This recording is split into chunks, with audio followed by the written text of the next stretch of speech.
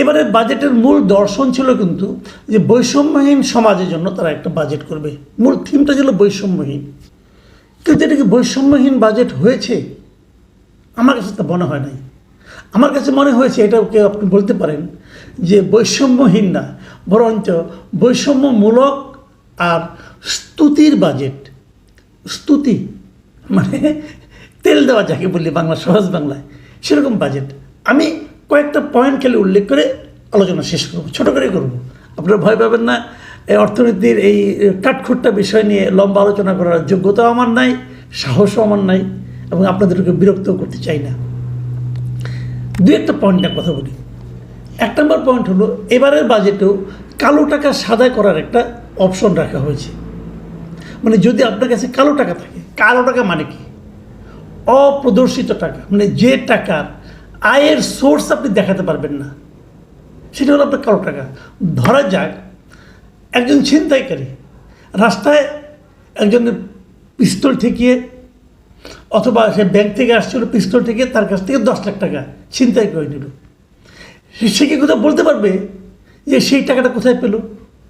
বলতে পারবে না। কিন্তু টাকাটা তো তার কাছে আছে, সে এই টাকা দিয়ে এটা কিনতে পারবে, সেটা কিনতে পারবে, পারবে তো পারবে। এই টাকাটা হলো কালো টাকা। আমাদের সমাজে এরকম অনেক কালো টাকা আছে।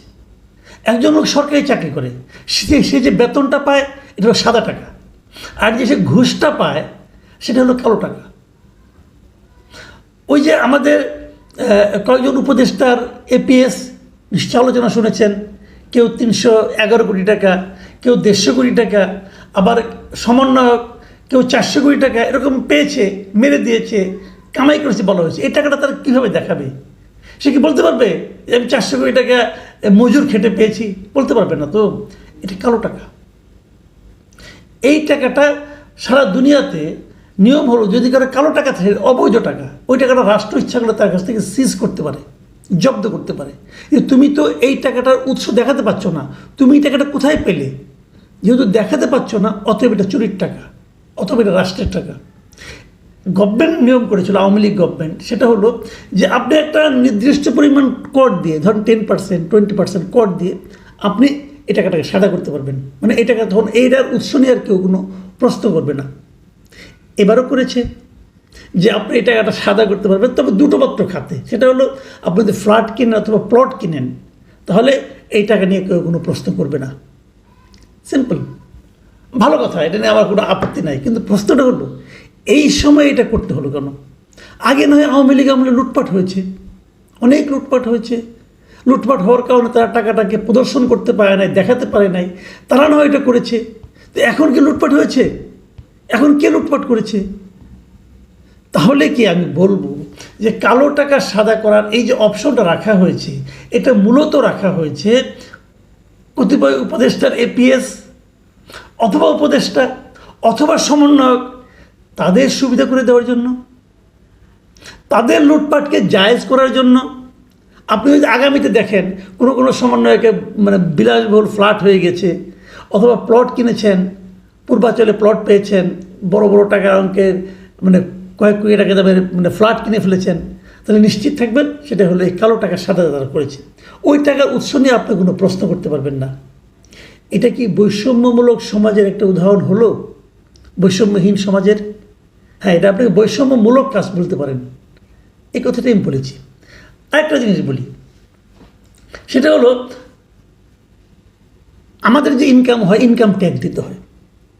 তো আগামী বছর থেকে একটা নিয়ম করেছেন যে ইনকাম ট্যাক্সের আয়কর মুক্ত টাকার পরিমাণ কত, এগুলো হবে 3,75,000 টাকা হবে। এখন আছে 3.5 লাখ টাকা, 25,000 টাকা বেশি। মানে আপনার যদি ইনকাম, বছরে ইনকাম 3,75,000 টাকা পর্যন্ত হয়, তাহলে আপনাকে কোনো আয়কর দিতে হবে না।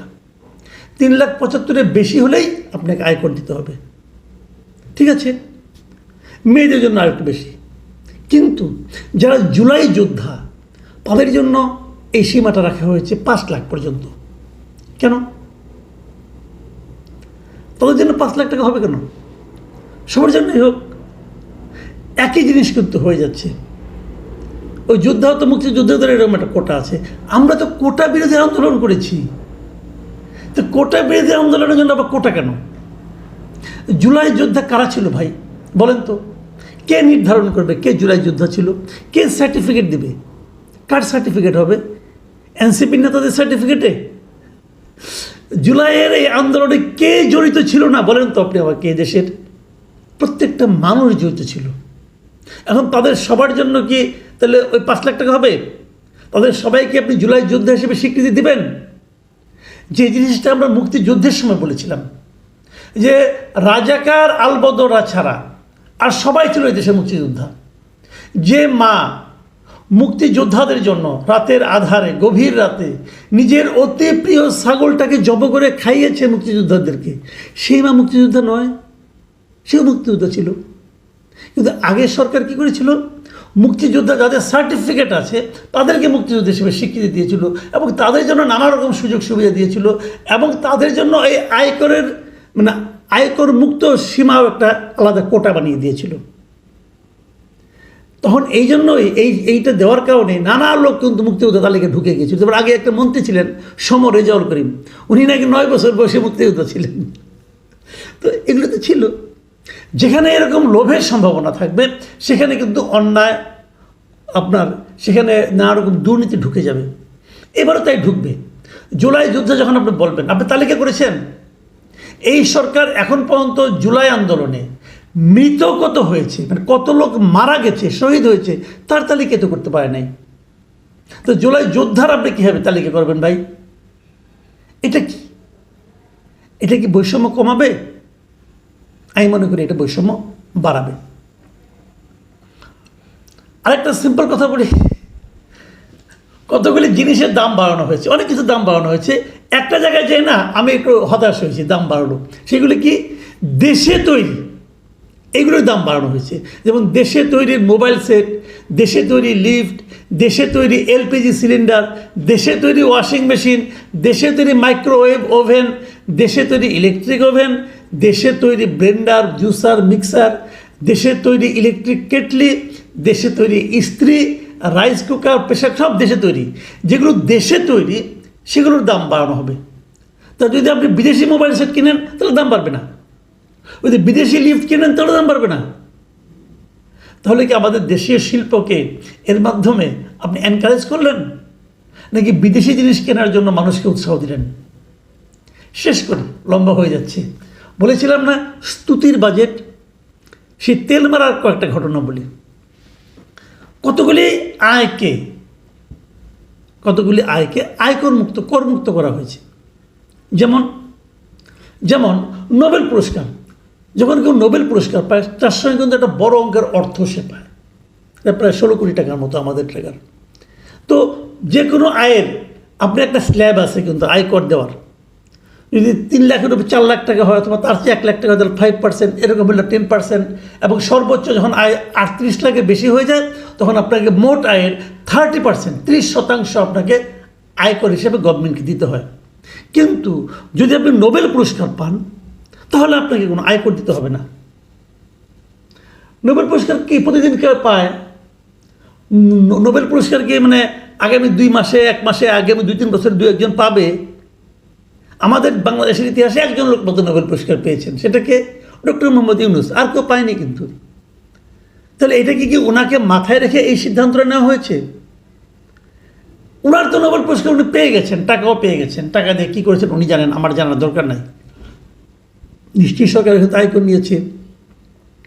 তো এখন নতুন করে এই জিনিসটা এখানে ঢোকানোর দরকারটা কি?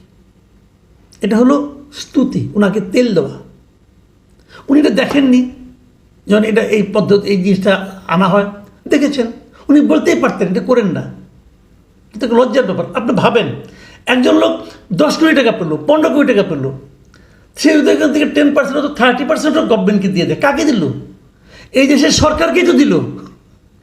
জিনিসটা ভাবেন, সরকারকে না দিলে টাকাটা কার থাকতো? তার থাকতো। তো যে লোক 16 কোটি টাকা পায় তার কি টাকার দরকার খুব বেশি একটা আছে? নেই তো। তো তাকে আপনি আয়করের বাইরে রাখবেন কেন? সে পেয়েছে, দিবে, সে দেশকেই তো দিবে। আমার অনেক আগের কথা মনে পড়ে, আমি একটা নিজের ব্যক্তিগত অভিজ্ঞতার কথা বলি। অনেকদিন আগে আমি প্রাইজ ব্যান্ডের ড্রতে কিছু টাকা পেয়েছিলাম। প্রথমবার পেলাম 10,000 টাকা, তুলতে যাই দেখি 2,000 টাকা নাই। কেন? 20% ব্যাংকে এটা রেখেছে, ওটা নাকি আয়কর। আমি খুশি হয়েছিলাম, যাও মুফতি পাওয়া টাকা গভর্নমেন্টকে 2,000 টাকা দিলাম, সমস্যা নেই, ওটা আমার কাজেই লাগবে। কী দারুণ ভাগ্য আমার! তার কিছুদিন পরে, মানে 2 থেকে 3 মাস পরে, আমি আবার একটা প্রাইজ বন্ডে ড্র পেলাম। সেবার পেয়েছিলাম 1 লাখ টাকা। আমার জীবনে 2বারই পেয়েছি, এর চেয়ে বেশি পাইনি। 1 লাখ টাকা যখন পেলাম, তখন সেখান থেকে আমাকে 20,000 টাকা সরকারকে কর দিতে হলো। এইবার একটু গায়ে লেগেছিল যে 20,000 টাকা চলে গেল। কিন্তু আমার কিন্তু ভাবা উচিত ছিল, আমি তো 80,000 টাকা পেলাম। প্রতি বছর, প্রতি 2 মাস পর পর কিন্তু, 2 মাস না 3 মাস পর পর, প্রতি 3 মাস পর পর কিন্তু এই প্রাইজ বন্ডে ড্র হয়। এবং সেখানে এরকম 6-7 লাখ টাকা পুরস্কার হয়। কিন্তু ফার্স্ট প্রাইজ 6 লাখ টাকা, সেকেন্ড প্রাইজ 1 লাখ টাকা, এরকম অনেক পুরস্কার দেয় তারা।